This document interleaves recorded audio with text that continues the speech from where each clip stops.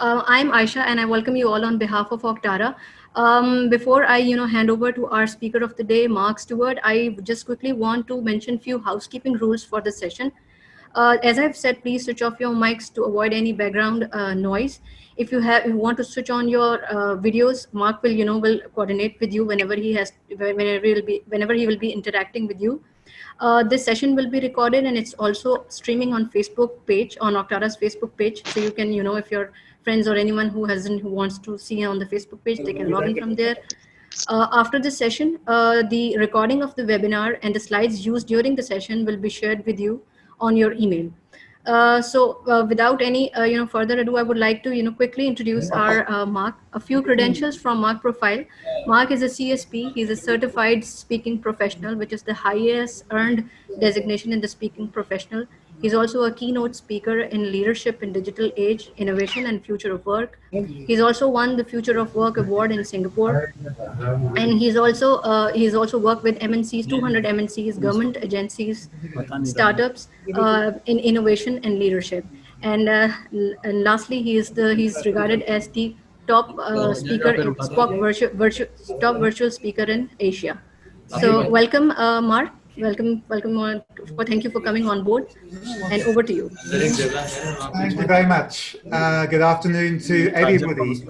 I'm going to mute everybody from my side, which will still allow you to unmute yourselves, but with lots of people coming in, we just want to ensure everyone is able to hear. So very good afternoon. My name's Mark Stuart.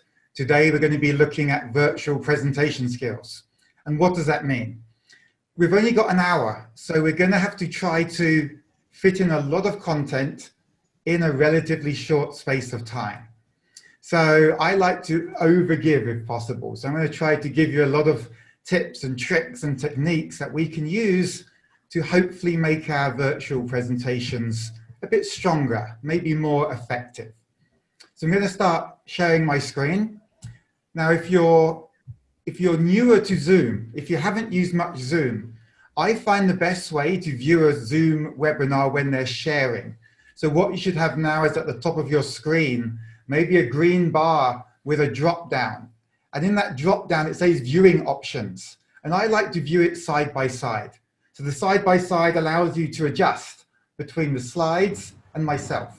And that's sometimes a better way of watching it rather than having me in a very small corner, unless you want me in a small corner of your screen, and the slides which you're able to see as well. So I guess we heard from Aisha a lot about me, so I'll spend maybe 15 seconds on this slide. You may have guessed it's a British accent. So British by birth, brought up there.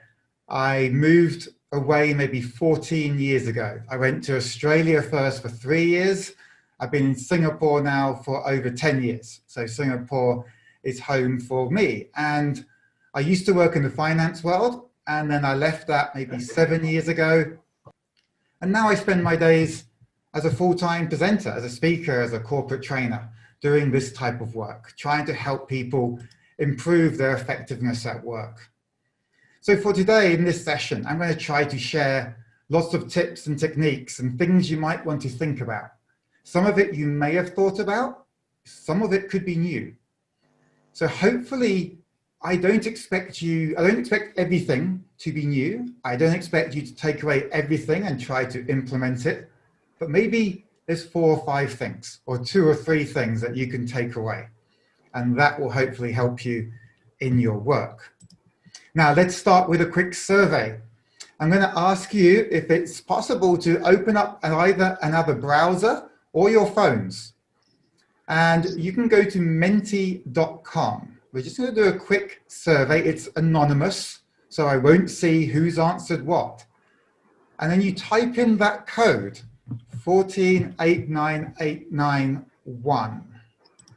And what this will do is it will just ask you what problems you anticipate when making virtual presentations or ones that you've encountered. And then the second question, just how confident you are with virtual presentations. I'm going to put the code into the chat box because I'm going to be switching screens soon over to this Menti tool. And then we can start to see some of the answers come in. So I'll give it maybe a further minute. We don't want to spend too long. This is just an introductory thing, but it's also highlighting how we can get feedback or surveys or quizzes using a free tool. So when we think about virtual presentations, we think about engagement. And does Zoom have a polling feature? Yes, it does, but it's not as good as Menti or Kahoot or some other software that's out there. So this is also a demonstration of what a tool can do. Let's take a look at some answers coming through. We can see it here, distortion in voice. Yes, that's always a danger. Engagement, that's a difficult one. Yes, voice, test, screen focus, expectations. Yeah, quite new in this virtual world. Therefore, it can be difficult to sort of match the expectations of those who are coming in. Technological obstacles, things go wrong, bandwidth drops, cameras stop working. We have challenges the whole time. I'll just wait for another 30 seconds. Language barriers, yes. Non-verbal communication, often you can't see it. If there's no cameras, how can we see body language, or what's our body language like?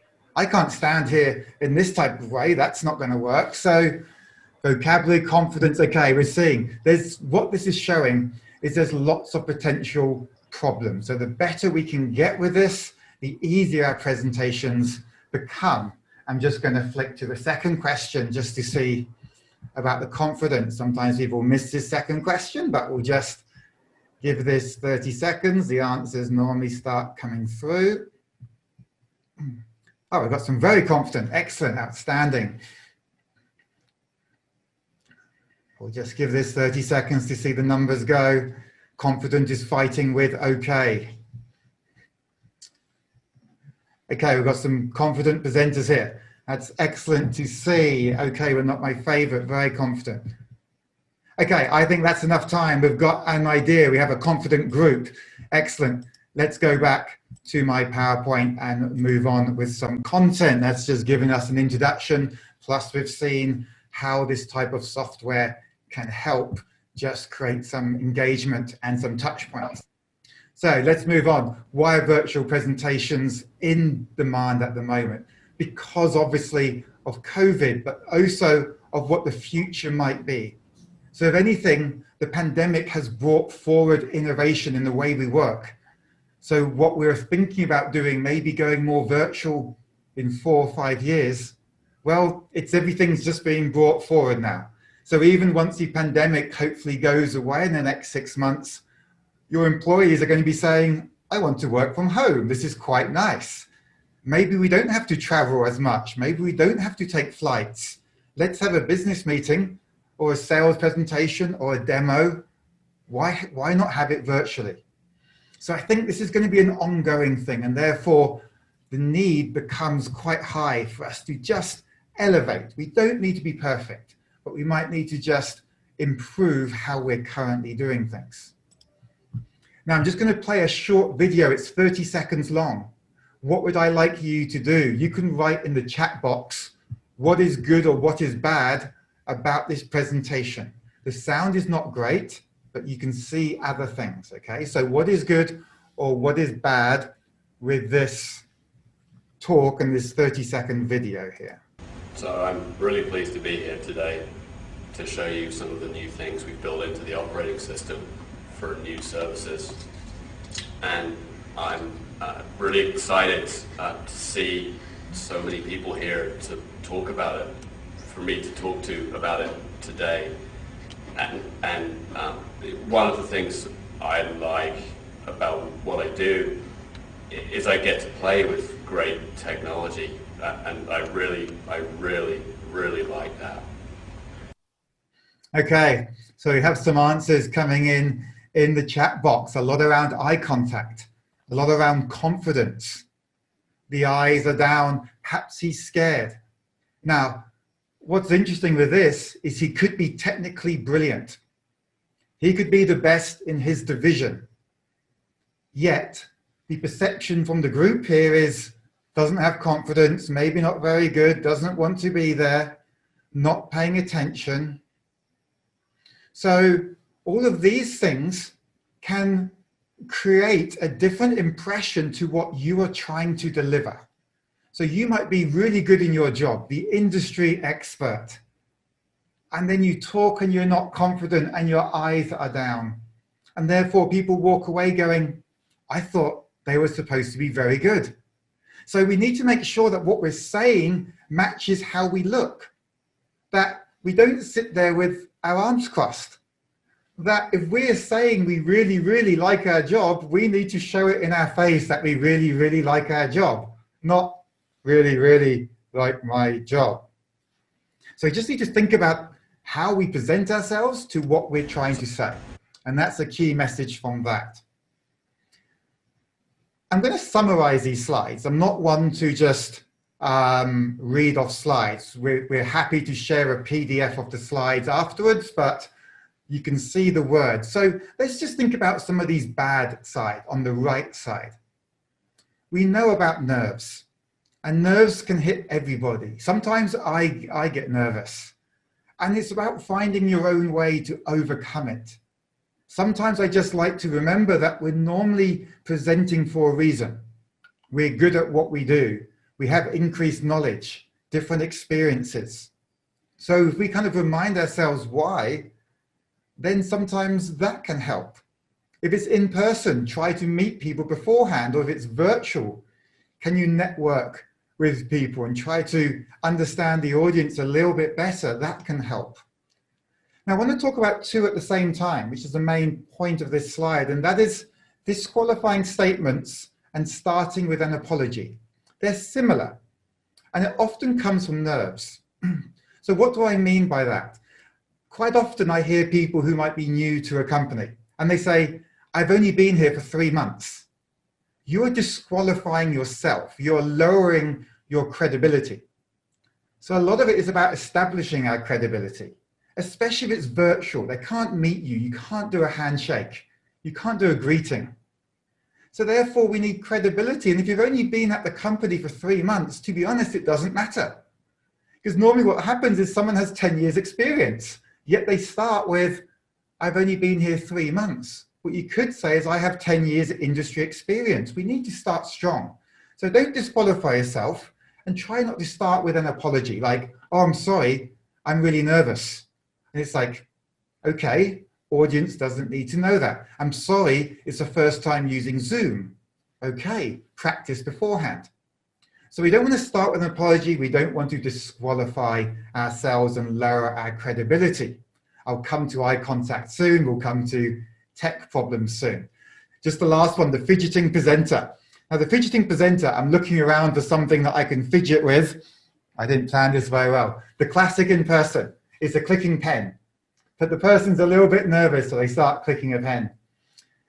Now in virtual, this is quite nice for the pen clicker, because if the pen clicking's here in person, it's now below camera in the virtual world. The problem is you're near a microphone. So sometimes I hear the clicking on the microphone and that's just as distracting.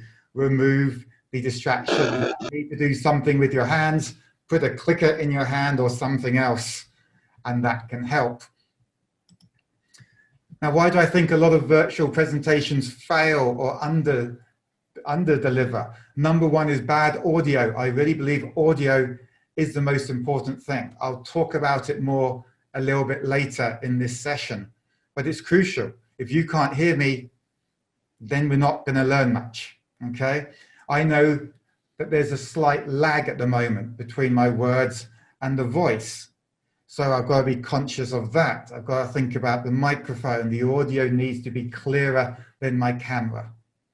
Lack of engagement is a challenge. In this virtual world, we don't just want to speak for 45 minutes. That will be a little bit boring. So I'm going to try to take you into Menti for something different, put something into the chat box. I'm trying to engage you in different ways. Drowning in PowerPoint is just lots and lots of PowerPoint slides that are really boring and are not adding any value. The tech issues, we'll talk a bit about that later, but we need to be conscious of how can we can't anticipate every tech issue. I still get surprised by tech issues at times. So therefore, how can we, I guess, anticipate them the best we can? Now, we do have a hand raised. Aishan, did you have a question? You raised your hand. I'm not sure if you wanted to ask a question at this time. If you have any question, please. Okay, I'm going to continue just for now. Feel free to put it into the chat box and I'll be able to pick it up during a break. And the last one is a call to action or a purpose. So why are they there? I stated at the start, I want you to maybe take away 2 or 3 things, 4 or 5 things, and try them out at work to improve your virtual presentations. I'm establishing a purpose, a call to action. I say it at the start, I'll say it again towards the end, because if people realize or don't think, why am I actually here? Then they're not going to listen. So you just need to be conscious that we're kind of addressing all these things as we go through. When we look at in-person versus virtual, one of the biggest challenges is engagement. How do we keep people engaged? It's a difficult one because holding someone's attention over a screen is more difficult than in person. If we're in a room, it's quite easy, or some of you will be very sort of confident in maybe doing a work presentation, a sales pitch, some training. But then virtually, we're looking into a screen and therefore we're getting distracted. People are working from home. So there is a difference. And one of those is how do we connect and engage? And that's normally the biggest problem that I hear from people is, I don't know if they're listening or they're switching off or there's nothing coming back. So this slide is more about in person. What do they want to hear? And this is valid for both. What do they want to hear? Why are they there? So you've got to make sure that they understand why. So the way you introduce it can help. If you're going to use slides, they have to have relevance. And we don't want to read off the slides just like I read off the slides for that bullet point. So the slides are a summary. They're a prompt. They're a reminder. They're not your script. So we need to find ways to make it entertaining. I'm not talking about we start juggling or doing other things, but in virtual, it needs to be a little bit more entertaining. It's like a video production now. And that's the challenge. We used to just present. Now we have to think about cameras and audio and angles and backgrounds, and we're at home and how do we make our backgrounds fine, or we're at work and our internet's not very good. But people need to be engaged. So some quick tips on the virtual side. We need more frequent touch points. So what do I mean by frequent touch points? I started in full screen. I went to slide sharing. I went to Menti. I've asked people to put things into the chat box. Each one of those is a touch point. So if I talk for 45 minutes without you doing anything, I'll lose half of you. I don't think I'm that entertaining. So I need to engage you at different points throughout the session, and I'll keep trying to do that. We do shorter sessions. Not many people are doing a 1 or 2 day workshop. It's tiring. It's tiring to stay engaged into a 14-inch laptop screen or a desktop, not much better. So shorter sessions are working better. If I get asked for 1 day, it's normally 2 half days in the virtual world. So shorter, more frequent touch points, activities, keep people engaged, find interesting ways. Technology helps us. Most of the things I do in person, I've been able to replicate virtually with the use of software. I'll share some of that software in the second half. And really, you need to explain things in more detail. So what do I mean by that? Later on, I'm going to try to find time for a quick breakout room. Some of you might have tried breakout rooms in Zoom. The first time I tried to start a breakout room, similar to if I was in person, I just said, okay, we're going to go in a breakout room. You'll chat to your colleagues for 5 minutes and we'll come back in the main room and share answers. I put everyone into a breakout room. No one knew what to do. It was still quite new. So I assumed that people knew. I assumed they'd all been listening. Now, what happens in person? If someone misses an instruction, they just ask the person next to them. They turn around and they go, oh, I missed that. What are we supposed to do next? Virtually, you can't do that. So virtually, you can't just turn around to the person and say, what happened? I missed it. So I like to put things clear onto a slide. Then I verbally explain. Then I go through the different breakout rooms and try to talk. The rule of 4, I was just coming to that, Anita. The rule of 4, some people say you should have a touch point every 4 minutes. A touch point every 4 minutes, because that's how short people's attention span is. I don't agree with that, but a lot of people say it. So I put a question mark because I don't believe in it. But if you read blogs on presentation skills, a lot of people are saying you have to do something every 4 minutes, otherwise people will turn off. I think we need to give people a little bit more credit that people can pay attention for more than 4 minutes. But more than 15 minutes or 12 minutes, that's a little bit different. So the concept of frequent touch points, which we'll keep going through in the session. So the touch point is an activity, putting something into the chat box, coming off mute, going into an external software, something that makes you do something or encourages you to do something. Now I'm going to share two frameworks in this session. Now the system as a framework, it's an acronym, is something I used for presentation skills in person. So before COVID, I used to deliver presentation skills training, especially for sort of sales teams and companies like that. And then I thought, well, does it still work in the virtual world? So I'm going to take you through it very briefly, and we just talk about some of them and what it means virtually compared to in person. So I think they're all good things, but what does it mean now? So your state is your physiological state. Like, are you stressed? Do you have anxiety? Are you nervous about a talk? So how can you control or improve your physiological state? Okay, so how can you control your physiological state? So we talked about nerves beforehand. If you're calm, you can be yourself more. I want your personality to come through. Some people, when they're nervous, they might be a funny person amongst friends. And then you put them in front of a camera on their laptop and suddenly it's like, hi, my name is Bob and I'm here to talk to you. Let yourself come through. If you're funny, let that humor come through. If you're a technical person, you're probably in a technical job, so be technical. I like people's personalities to come through. We just sometimes need to improve different aspects of it.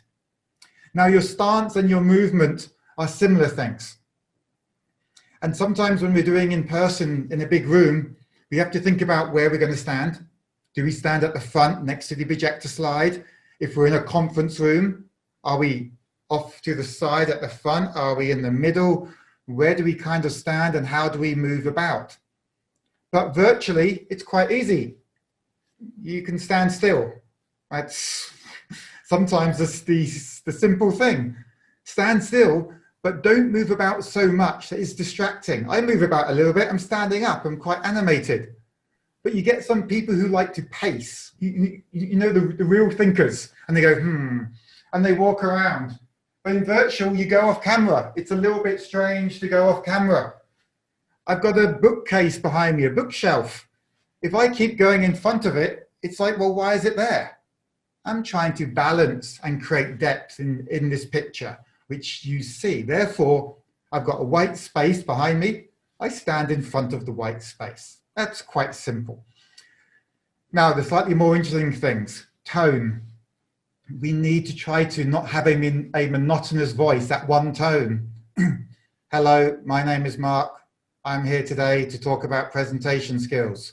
You'll fall asleep after 8 minutes, maybe 4 minutes. So we need to get some variety in that tone. And normally that comes with some passion. If you're interested in what you're talking about, the tone varies. When you talk to friends about your interests, your hobbies, your favorite sports team, which should be Liverpool. If you're about your favorite sports team, then your tone will naturally vary for most people. So if you're calm, relaxed, you're being yourself, your tone normally varies. Some people need a little bit of help with it, but it will create engagement. And the last one is eye contact. And this is probably the most important one from this slide. So quick survey, you can write this into the chat box. When you meet people in person, we all know you have to make eye contact with someone. If we're doing a presentation to eight executives around a conference table, we know we need to at some point make eye contact with each of those 8 people. So what is a good amount of time, hopefully in seconds, to make eye contact with someone, to make them feel like you're talking to them, but before it starts to get strange? What do you think is an acceptable amount of time to make eye contact with someone before they start to think, who is this person? Okay, we've got a good range between 2 and 10 seconds. Now, 10 seconds. Allow me to try a quick demonstration. 1 and 2 and 3 and 4 and 5 and 6, and probably scaring you, and 7 and 8. I like the 2 to 3 seconds.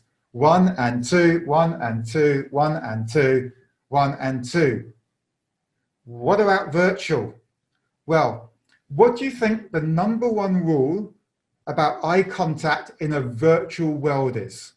Any thoughts on what you think the #1 rule for eye contact is in the virtual world? Tahir has got it right straight away. The camera. Okay. This might sound simple. Okay, eye contact virtually is really good. I don't need to look at 8 people. I look here, I'm currently looking at 156 people. My job is so easy. But we forget where the camera is. Why? Because when we present, often we have cameras on. And I like to look at the cameras because we're used to making eye contact with faces. So we look at the faces and we make eye contact. So I can see JJ's face. I want to look at JJ's face down the side of my screen. But to do that, I'm making eye contact with him now. But my eyes are not with you. They're below. The other issue, because most cameras are on top, we want to look at the slides. So we look at our slides, but the slides are here. I'm still not looking at you up there. So you're there, slides are below, pictures are often here or along the bottom. We need to remind ourselves to look here. This is the eye contact point. We glance down at the slides and we forget about the faces. We look at it occasionally. The #1 tip, if you keep forgetting, which to be honest, I used to do a lot and I still do at times, find a sticky dot, a colored dot, or a post-it note. Take a bit of a post-it note, stick it next to your camera. And then as you present, you'll think, why is there a colored post-it note creeping into my view? Why is there one next to my camera? That's right, it's a camera, I should be looking there. So always remember that you can't spend the whole presentation looking at your screen. I see this a lot. So when the eyes are looking below, it means they're forgetting the cameras up here. That's the only thing we need to remember about, because when we do this, 156 people, I don't need to keep moving my head around. Okay, that's just a quick tip. Now for this sort of second half, I want to look at a little bit more at the technology that we can use. I'll share my setups as well. You don't need to have my setup. I'm a professional presenter. I'm going to assume a lot of you on this session are not professional presenters or trainers or speakers. Some of you might be. But if you're just in a corporate job or a government agency or whatever work you have, it's not your main job. So we don't need to necessarily invest too much money. So I like to help people, how can we do things for free or for very little money? Because if it wasn't my job, I wouldn't want to invest in the stuff that I have done over the last few months, because it's not my job. I want my company to hopefully pay. Apologies to the bosses, but I think companies should be helping employees when they work from home to just improve things. So next sort of 25 minutes, I want to talk about slides briefly, audio, lighting, technology, some of the issues which we do face. So these are some of the things that we're going to be looking at, and I'll share some of the tools that I use, and we'll try to give you an experience of a breakout room as well. So common issues that are often faced, the technical issues. I've done 50 plus of these virtual presentations over the last few months, but still sometimes things just don't work. And it's like, oh, I wasn't expecting that. So we'll have a talk about that, the engagement we have looked at, disruptions coming in. We have a lot of people on this call. So when people joined, I hadn't set up the meeting to automatically mute everybody coming in, which is a setting. And in hindsight, I should have done that. But in the participants box, I've got a mute all button. So once I started to talk, mute all controls it, trying to eliminate disruptions as they come through. Now, for all the tech talk, I'm going to say, we have to remember the most important part is still the transfer of knowledge. You're doing a presentation to normally communicate something, to sell something, to engage staff, to work with your teams. That transfer of knowledge is still crucial. So don't obsess with technology if it starts to reduce the impact of the knowledge you're trying to communicate. It's a crucial thing. As much as I love tech, we need to ensure that people are still learning as much as possible. So, PowerPoints. What do you think? Let's do some quick answers into the chat box again. What do you think some of the golden rules for PowerPoint presentations, especially virtual ones, are? Any thoughts on some good golden rules, some key tips, some important information? Does anyone have any advice for the rest of the group on what we need to consider when it comes to slides? We're not going to spend long on slides, but say some private messages, short and simple, specific, more numbers, less text, keep them short, font style and size should be clear. Yes, okay, less wordy, good. The pointer, yes, presentation, more pictures, less words. Yeah, so you'll see that I've got images for a lot of my stuff. Okay, thank you very much. That's a good lot of answers. So when I have just bullet points, you normally see a picture. So if I was to flick back quickly through some slides, you'll see that I've got some bullet points. I add a picture, some pictures. I'm trying to make it a little bit more interesting with less text on, and just to help people connect to what I guess the overall message of the slide is. So I'm back here. I'm just going to highlight 2 or 3 things I see a lot that can be improved quite easily. Often, especially in work presentations, we want to produce or want to present survey results or findings or key data. And we tend to have a habit of taking like a big table of some survey results or some research and putting it onto a slide. And then we look at the slide and we go, we can't read it. And therefore it's pointless. Now in person, you can give a handout, and we might give a handout around the table. So if they can't see it on the projector screen or a TV behind you, they can look at it in paper. But what about virtually? We're often looking on tablets or phones or laptop screens. We can't see it. So just some quick tips. If you're dealing with data, you can just highlight the key parts. If you've got an Excel page, it's easy to gray out the irrelevant data that you're not going to talk about. You can use circles, you can keep cells in a different color, you can put boxes in the top right or anywhere, just to kind of say, well, those 2 points are the main summary. So if we miss it, if the audio is bad, the 2 main points are right there in those boxes. Now, something McKinsey, the management consulting firm, do very well is when they're producing a graph, when they're presenting a graph or some data, sometimes not everyone can read the graphs as easily as them. They're management consultants, they're trained in this thing. Not all their audience can. They can't capture the key message as quickly. So what they do is they make the header, the title of the slide, the main message. So they make the title of the slide the main message. So if you miss it, if you don't understand the graph, the title will tell you all you need to know. So the main message from this slide is highlight key data. And that way, rather than just saying salt concentration as a title, make the title the message. So if the connection's bad, if the audio is bad, people can still see what you're trying to say on each slide. These two are more obvious ones, but we sometimes forget about the font size. The font size you might be used to using for a projector screen, for a large flat screen TV, doesn't work in the virtual space. Because if people are watching on a laptop, that's normally 13 or 14 inches, not a 44-inch screen. If they're on their phones or tablets, it's even smaller. So increase the font. It's quite simple. You have less space, but it's clearer for everyone.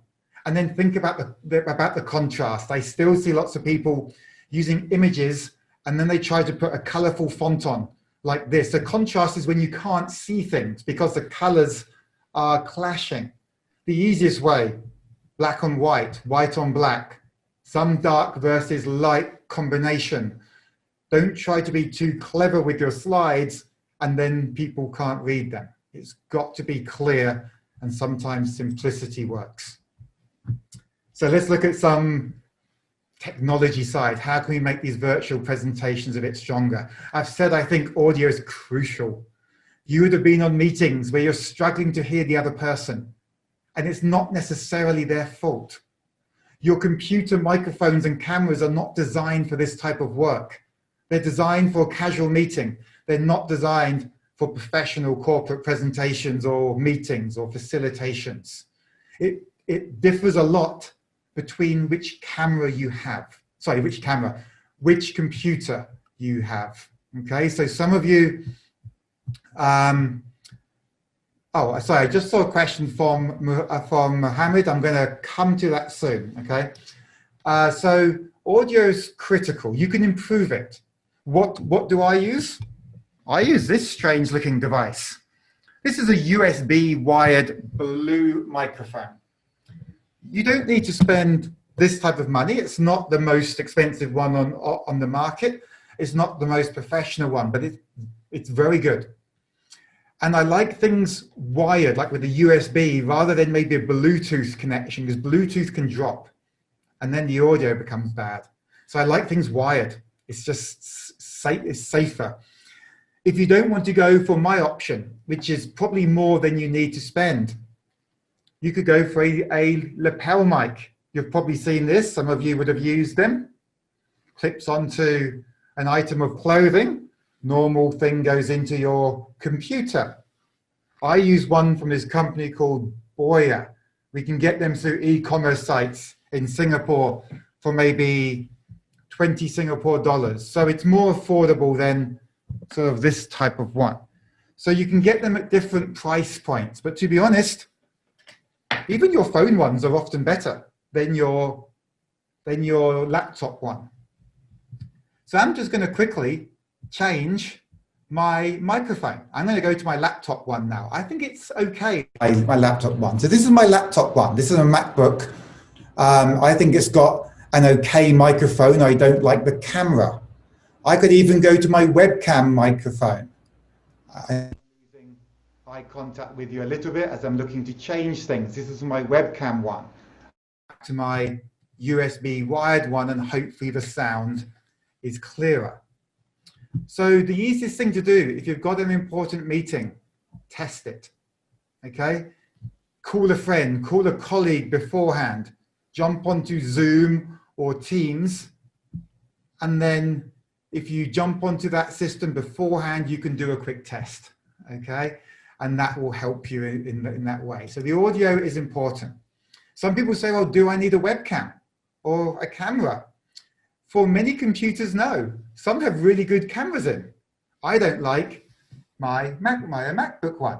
I think it's a great computer, even though Apple charge you for everything. but I'm going to switch to my built-in one now. So you can see the difference with the picture there. Now, it's not a disaster. We can still see each other fine. But by getting an external webcam, you can suddenly improve the quality back to something like this. If I was to, I'm just leaning over quickly, some of you might have a camera at home, a DSLR, and you're thinking, well, I don't use that for my presentations, but you can. So if I switch over, let's see if this is going to work. So now I can be on a DSLR, and then they've got a different look. So you can use even phones. Phones have a good video in and a good camera. So you can use things around you. Just don't be the person. When we talked about, someone talked about the frame, and I was going to talk about it. So I'll address that question now. I'll address the others towards the end. I like kind of 1/3 me, 2/3 space. That's my personal preference. I'm taking up about 1/3 of space. I don't want my head to be cut off. Some people have the camera stopping there, and it's kind of like it's distracting. Some people are really far in. It's like, I don't want to see people this closely. Or my favorite is when they're on a laptop and they lean over it because it's below them. Laptops are often below you from where you're sitting on a desk. I've got another webcam set up. We can do this demonstration where they're looking over and it's like, oh, like this. And it's just because the laptop is below them. The key thing around the cameras, I'm coming back to you. The key thing about the cameras, get it level. Okay, level camera, like this. I'm looking into the camera, roughly chin height. About chin height, we're allowed to look straight. Normally, if you're sitting at a desk, it just means putting like a stack of printer paper underneath your laptop, 2 books. You're not reading half of the books which you have around your office.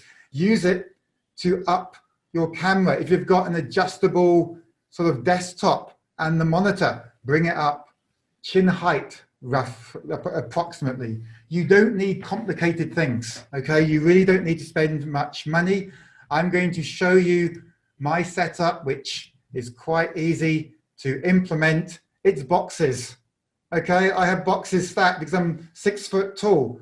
Therefore, I'm standing, so I need it quite high, and there's the height, okay? So just boxes, that's the easiest way. Boxes or books work well. If I'm sitting, I have less boxes. It's not too difficult. Use what you have around you. That's the easiest way. Lighting, yes, it is important. I have separate lights. So we just had Mohammed Ishrak, just turn on your camera. It's a great example. You have a light, sir, above your head. Be careful of ceiling lights. The ceiling lights in offices can be quite bright. And you have like a glow around your head. So think about the lighting. I have extra lighting. You don't need extra lighting. I like natural light, but don't have natural light behind you because it will glare. So natural light will glare behind you. Have natural light in front of you or to the side. And sometimes if it's getting late at night, I've got light from one side, this side's dark. I use a bedside lamp. I just use a bedside lamp, just adjusting my camera back. I use a bedside lamp to light the other face. So it's really just using what you have around you, but don't be in the dark. Some people are in the dark because they haven't thought about the lighting. Use what you have around you without letting it distract.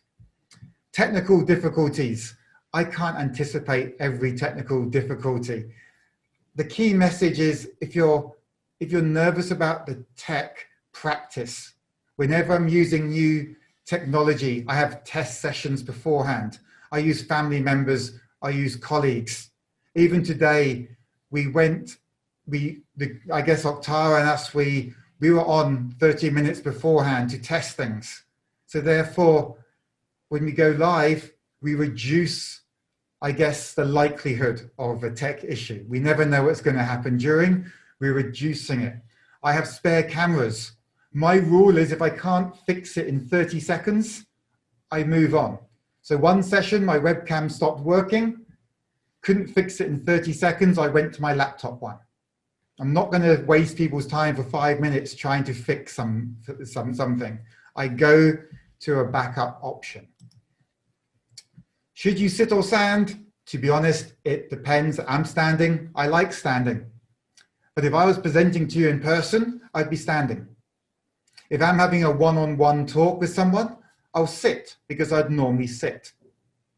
So my general rule, and you don't have to adopt this rule, is if you'd be delivering or talking, sitting down in person, then sit down. If you do it standing up, then stand up.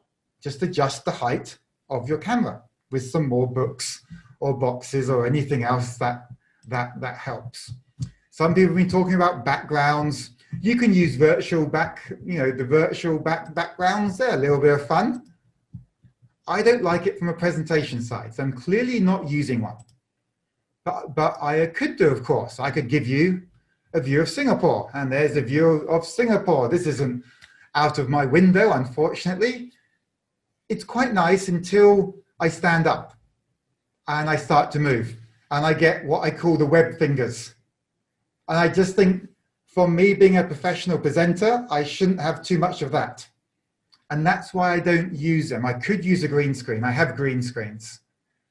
It's more about the speed of your computer. The faster your computer, the better green screens and virtual backgrounds work. That's a simple rule. If you can have an i7 chip and something around 16 megabytes of RAM, you have a better chance of it working. They're fun. I use them more if I'm sitting down. If I'm standing up, I move around too much. You see the weird bits around my face. Sometimes I like simplicity, and that's just my thoughts on them. They are good for corporate branding and logos. When we talk about different tools that you can use, you have Mentimeter. I showed you Mentimeter. If you want a good way to get people to talk, whenever you say, oh, who wants to give an answer here? No one wants to say yes. You can use something called Wheel of Names. wheelofnames.com. It's free. You put in the names of the participants, you spin the wheel, it lands on someone's name. That's the person who has to talk. It's as simple as that. It's a great little tool just to make things more interesting. It doesn't fit this number of people in, so I didn't use it for this one, but for smaller groups, I use it just for a bit of fun because people can't say, oh, he's picking on me, he's choosing me. No, it's random. And in Singapore, that works a lot better, where people don't feel they're being chosen. And if you want to go a little bit, I guess, different, you can use something like Miro, which is a collaborative digital whiteboard. If anyone is in design, product design, UX, Miro has all the templates for personas and journey maps and SWOT analysis, Porter's 5. Yeah, all those sorts of frameworks which you might want to use from a strategy or UX side. Miro is a brilliant tool. In my longer workshops, we explore it in a little bit more, and it's quite a bit of fun. Digital, I think Miro is the best digital whiteboard, but Zoom has one. So if I try and share my screen, when you share your screen in Zoom, you can choose a whiteboard. And you can see the whiteboard here. I can just put some text here. I can draw, I can stamp it. You can annotate all over my screen. And you can get participants to annotate and to write answers and show love and all types of things. Yes, there we go. We have people who have Simon doing it. Hi, yes. So you can use this to collect information and brainstorm and feedback, and it's pretty useful. I'm going to clear the screen because the only danger with annotation is it carries on to other slides. I'm just going to go back to my PowerPoint. Or if you've got a Google account, you can use Jamboard. Jamboard looks like this. Let me quickly bring up Jamboard here. Where is it? This is an example of Jamboard. I can add post-it notes in, and then people can work on it at the same time. So you can collaborate and brainstorm and start to put things down. You can change the backgrounds and come up with ideas and all work on it together. So for Miro, there's a small cost. Jamboard is free. So it's quite useful and it's better than the Zoom one, in my opinion. Now for breakout rooms, to me, this is why I use Zoom. I use Zoom for breakout rooms and better functionality, more consistency. There's a lot of reasons. A breakout room is a personal space. If you are ever in a training session and the trainer says, right, on your tables, discuss this for 4 minutes, that's a breakout room. You go in and you talk and it's just you four. There's no one else. No one else can hear you. It's just the 4 or 5 of you. That's what a breakout room is. I love a breakout room because I'm a trainer. I'm used to putting people into groups. So what am I going to do? I'm going to put you into a very short breakout room just so you can experience it. You're going to get a prompt on your screen, a notification to say, will you join this breakout room? And what we're going to do is just put people into this breakout room. And all I want you to share is what you think some best practices are. It can either be from what I've talked about or what you've seen someone else do. So when you're in a breakout room, come off mute or camera, talk to the other people, you'll automatically come back into my room. Okay, so I'm going to create lots of rooms. We're only going to do it for a 4-minute discussion, a 4-minute discussion, and then we will come back into the main room. Okay, so you'll be given a notification now. You can, I'd like you to choose to accept it. You don't have to, of course, but it'd be good to try it out. You move into that room, you discuss best practices or good tips that you've heard or you've received, and then you'll come back into this room and then we'll do a Q&A session to start to finish off.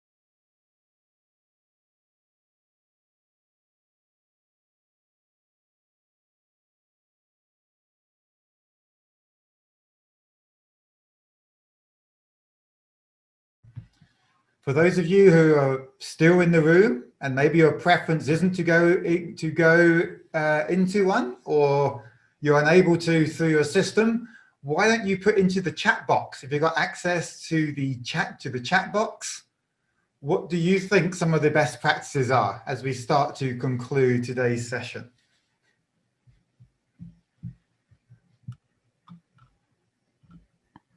Mark, could you also broadcast the instructions? I got some questions. Into the breakout rooms? Yeah. Thanks. Okay. No problem, Riaz. You can stay here, Riaz. It's only a few minutes. Yeah. Broadcast message sent. Hi, Milad Equipment. There's a few of them there. Hello.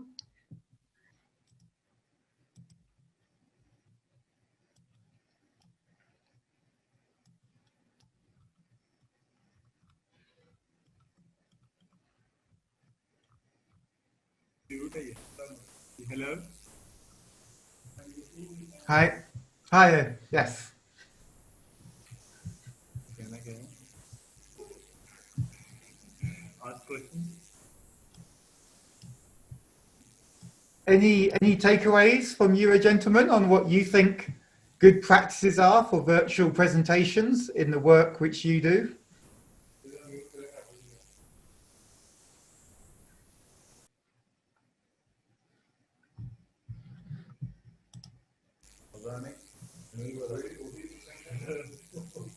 Okay, the rooms will be rejoining us in 1 minute's time.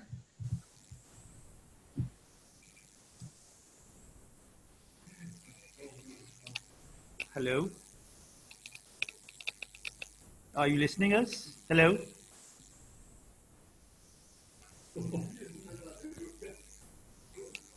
Hello. Hi, yes, we can hear you. Yes. Yes.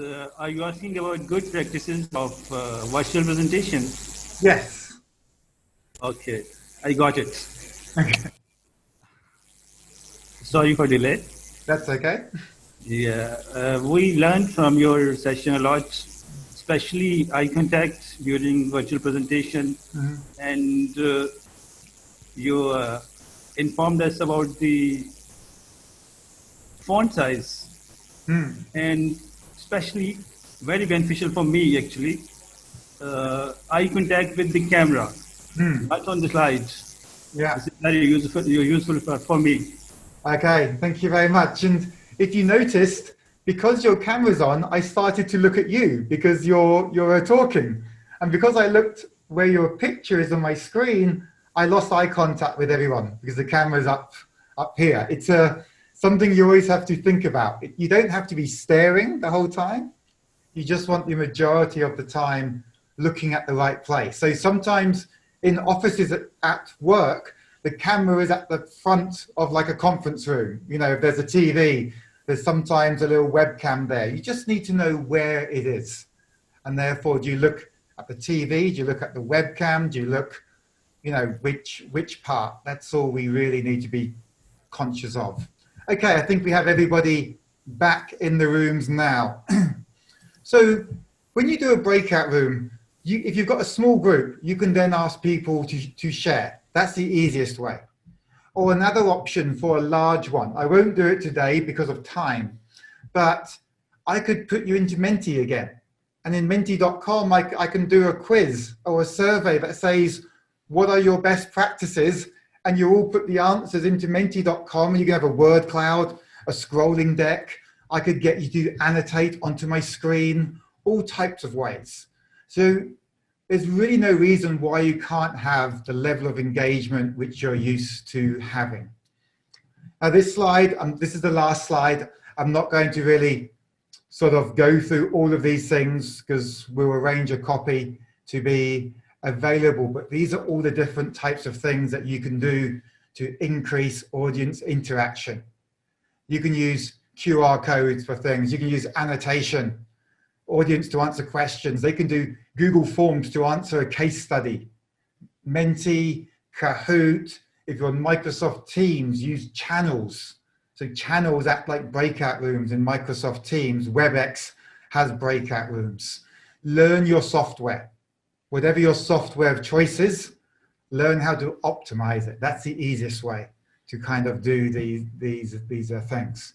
So I'm conscious I've hit I was about to say 7 o'clock, but that's where I am now, the 4 o'clock time. And I don't want to sort of go too long over because I know people will have work to do. But I am going to just open it up for some questions at this point. I'm happy to stay on as long as it's needed. If anyone does need to drop off now, then thank you for your engagement, your participation, your listening and taking out time to hear what I might have to share today. But I would like to take a little bit of time, try to answer any questions. If you do have questions that I didn't cover, could you put them into the chat box now, please? So if you've got any questions, any tips for a great ending? It's a good one. Well, I could say, of course, always have a call to action. I mentioned that beforehand. Have something to finish on. The call to action is, if you want to know more, we're going to be putting on a 2-hour longer in-depth workshop through Octara. You can contact Sarim. He'll have the information on October 27th.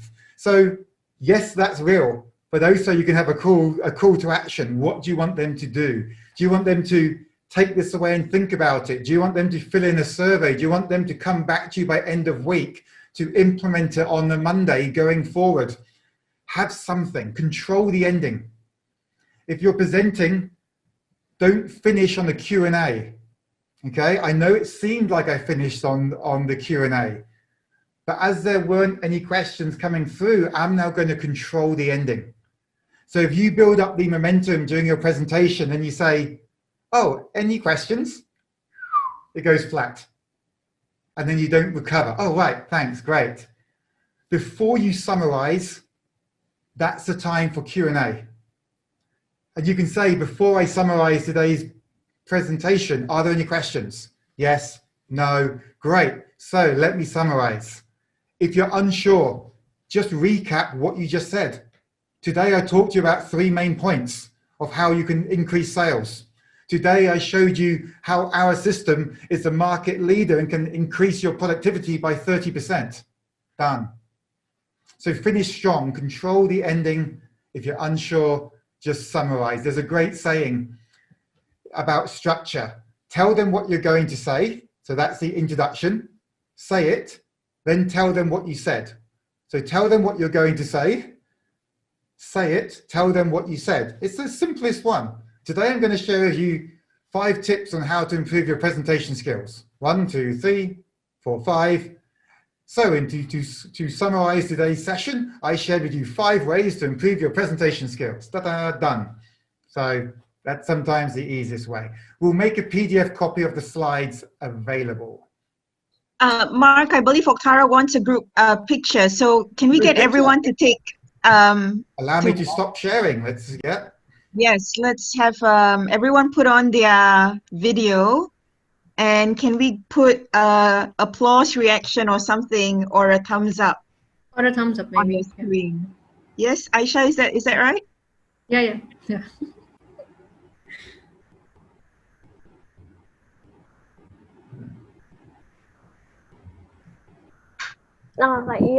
Lots of cameras on. There we go. There's everyone's faces. See, we have a good looking group here. So, yes.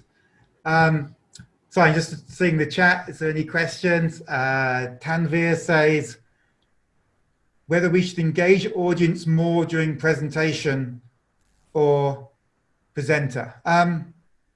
It depends on the type of presentation.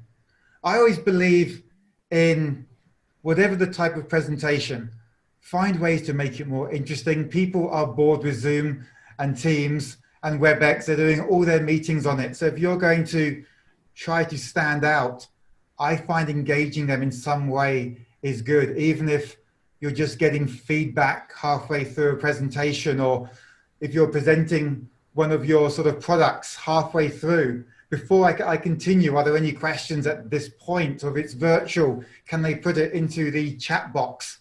Sometimes coming off audio can be difficult if their audio is bad, because then you get a lot of noise and it's difficult. So if the audio is bad, mute everyone, go into chat box. If it's a small group, go for audio.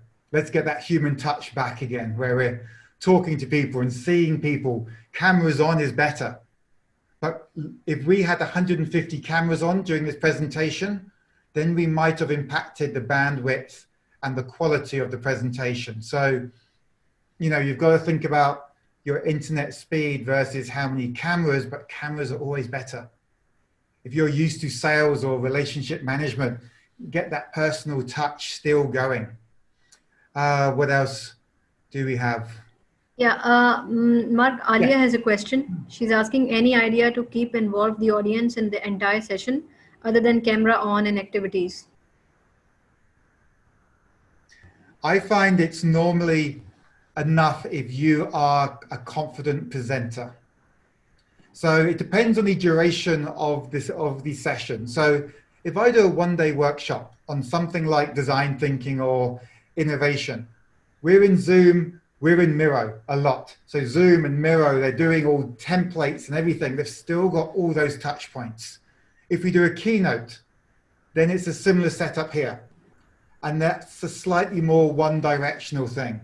For a 2-hour workshop, you've maybe got time for, in a 2-hour workshop, I might have 2 or 3 breakout rooms. And that allows people to discuss, to work on a case study, to practice their presentation skills, bringing it back in. But then you have to be a little bit entertaining on your side. So I don't know how entertaining I was to you, but I just can't be here and go, okay, let's talk about presentation skills. Yeah, most people aren't very good. You have to have more energy virtually than you would do in person. And that's why sometimes, even for me, doing a 1 or 2 day workshop is it's more tiring than in person because I've got to have more energy. I'm often talking to a black square with a name in. So that's why I like cameras on. I can see people's faces now. It's great. It's so much easier than looking in black squares with names in. So that's the kind of challenge which you face. But as long as you're varying it, talk for a while, exercise, context, a case study, external software, go into the chat box, annotate on screen, keep it varied if it's relevant. Sometimes it's a product demo. And maybe in product demos, you don't want them annotating over your screen. So just think about what the purpose of the presentation is, and then how do we elevate it? That's really, Mark, we have one more question. Adil Wadood is asking, what are the good time to have these virtual presentations for participants to stick or gain more? I assume by good time, we're talking about the duration of time. Duration and the timings, I guess. I think you can't go past 90 minutes without a break. So some people say, I'm going to have a 2-hour session. If I have a 2-hour session, there's still a 5-minute break in the middle. Okay, timing of the day. I think there's local context here. And local context can come into play as far as the timing goes. Because in Singapore, we can generally have it at most times. If we work in the Middle East, we might want to think about prayer times and other things. And a lot of countries, when I work in Dubai or Saudi, a lot of the governments I work with, they start at 7:30. They're finished by like 3. They don't want a 3 to 5 session. It's extending the work day out. So I've got to think about local context together with energy. Post-lunch is difficult. Everyone's tired. Everyone's just eaten, and then you're asking them to concentrate, and the sleepiness starts to sort of set in. So after lunch is dangerous. The morning's good, but have they cleared out their emails and things? So there's no perfect time. I prefer mornings as a general rule because people are more switched on and not as tired, or towards the end of the afternoon where they've got most of their work done and they're not as distracted or thinking about work. A room saying I have 90-minute session as a teacher, 3 to 5 minutes break in between. Yes, agreed. Break it after 45 minutes. If you've got 2 hours, break it on the hour. 5 minutes is normally fine. Bathroom break, tea, coffee, water, whatever. They refresh the mind, come in again. Remember, they're staring at a screen, and therefore they're going to get tired more. Mark, we have a very interesting question from Asia. She's saying sometimes you don't feel like presenting in a planned meeting and you have a session to present. How to deal in such situation? Sorry, could you just repeat that? Sometimes you have to present in a planned meeting, did you say? You don't feel like presenting in a planned meeting. Right. Yes. I could give a diplomatic answer to that. The straight answer is you have to find energy. You might not feel like it, but think about how long the session's for. If it's a 30-minute presentation, you need to kind of bring up the energy to present. I agree it happens a lot because I come from a banking world. So my whole day was just meetings. I was on more the operations side. And towards the end of my career, it was just meeting. It's like, can you present here? It's like, oh, I didn't feel like it. I was tired. I was stressed. But I've got to flick a switch. Even now, if I'm tired, it's not my job to not want to. It's my job to turn on the energy. Then I find downtime at other periods. I might want to listen to music when I'm not presenting. So when I do present, I've got that little bit more energy. So yes, we don't want to sometimes, but we have to try. And as I said, virtual takes a little bit more energy. So if you're someone who likes coffee, then have a coffee. If you're someone who likes tea, then that can help. If you're caffeine free, glass of water, some music 5 minutes beforehand to energize you, that sometimes works for me. Or if I'm really tired, I have a cold shower and then I come straight on. That energy will wear off, but it should take me through to the end. Yes. Anything else there? Yeah, I think with all the questions are answered. And I would like to, thank Mark. You want to say something? You want to wrap up, and then I'll do the closing. Well, I did say never finish on a Q&A. So to summarize, we covered a lot in a short space of time. I'm conscious of that. I wanted to over-deliver in content so you can research it later. The main message is use technology to your advantage, but don't let it impact the message you're trying to deliver. Like most things, use technology to assist you, not to replace you. You're still you, you've still got a message, you've still got something to deliver, but use technology to help. Think about the virtual world. Can you use natural lights off to the side? What's the lighting around? I almost knocked over water. I use a bedside lamp at times, and that can work quite well. I don't expect you to use all of it, but maybe you can use 2 or 3 things to try to improve your next one, build up confidence, try again, do more, try again, and hopefully it improves the presentations which you have to make. So that is all for me. Thank you again for your engagement, for staying on this long as well. Any final words from Aisha or JJ? Anything to finish off? Yeah. JJ, you want to say something? You're on mute, JJ. You're on mute, JJ. And be conscious of mute, of course.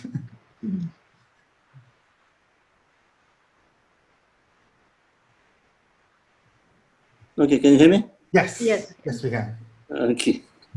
The first thing that came to my mind, when you started off, Mark, was here we are out of the frying pan into the fire. And why I say that is, here we are still struggling to be confident and to be making, presentation by learning all the skills that have been thrown out by books and by presentations and by, video training. And we are just about settling down to do a good presentation. I'm talking about in the good old days, where we are already aware of our eye contact, our body movement, confidence, all those things. And we are thrown into the fire. Now we have to also cater for the visual effect that we are creating on this virtual presentation. So it poses a lot more challenges than we had in the past with regards with physical presentation. And those are challenges that are even more perhaps exaggerated, or I would say even more challenges in our part of the world, where we are also having to be conscious about the background that we have, the way we dress, how we look to, to everybody else, especially if it's a global audience, you see. So that poses also a little bit of more of challenges that are more conscience oriented, Yeah. And then we have a screen in front of us, So in general, when we were making presentation in the past, we couldn't see ourselves. Now we can see ourselves, and we can also reflect immediately how we are doing or not doing, and that impacts upon our own thinking processes, upon our presentation. So there are great challenges that come about, and I think your presentation today has addressed some of these, in fact, quite a few of these challenges that we are facing with regards to these presentations virtually, and I think. The more important part is in terms of the disruptions, or rather distractions that come through by other people, external people, whether it's unmuting or muting. That's quite a issue that is still to be resolved, and of course the lack of visual contact with people in a room. I mean, we may be looking through the camera and we think that we're looking at everybody, but it doesn't replace the visual contact that we can make, physically. So Yeah. those are challenges, and we are thankful to COVID for actually moving us much more quicker towards this kind of presentation. What could have taken maybe 2 years, I would say, in the normal environment I in think the so. past, has taken a few months to get into in these kind of presentations. So your coming in and and giving us your tips, your ideas, and also they were very engaging. I mean, your presentation was very engaging, and participation had come through by the kind of questions that have been asked. So I thank you very much for your time, and we hope that we are able to perhaps get the 2 hour or 3 hour presentation, which is expected on the 27th of October. Yeah. We expect to have people coming in who are more serious in terms of, not that we heard everybody was not serious, but people who are really serious about making virtual presentations, or is part of the job as such. Yeah. So thank you on behalf of Octara Pleasure. for this an hour and 15 minutes. We had a sizable audience, close to about 140, 150 people on an average, which is very good. I've been monitoring a lot of these presentations, webinars, and on an average, you get about 30, 40 people. So, it was a good number, and I could see that they were all engaged because they stayed back till right now, I see. Yes. So thank you. Last one. And again, on behalf of Octara, I take opportunity also to thank all participants, all 150, 160 of them, for taking time out to be here and to be, serious about learning techniques that are going to be useful to them in their jobs. Thank you to the team at Octara, Aisha, and Zainab, and the other Sarim, who have put this together. Thank you for the team with you, Mark Stuart. I can see it's Liana Stuart, similar names. Yes, And, it's just amazing. Yeah, it's a coincidence. Yeah. No connection, right? No. Okay. So everyone, then whoever is here right now, thank you very much, and we hope to see you again soon. Yeah. Okay. Yeah. Thank you. Thank There were you. 2 companies that stood out in this group of 150. One was TCS. Thank you, TCS, for coming across, and also Millet Equipment. So thank you for taking time out and giving us the support and encouragement that we need for these kind of presentations. Thank you, Mark. Thank you very much. Thank you. Thank you, everybody. Bye-bye. Bye. Thank you, Tariq. Mark. Yeah, thank you, Mark. I just want to quickly add that the recording and the PowerPoint presentation will be shared with all the participants on email. So if you have missed out anything, you can, you'll have the recording and the PowerPoint slides. And once again, I would like to thank everyone and Mark for giving us such a useful and practical session. And we look forward to the 2 hour session on 27th October. Thank you. Bye. Thank you very much. Everybody will be ending the meeting now.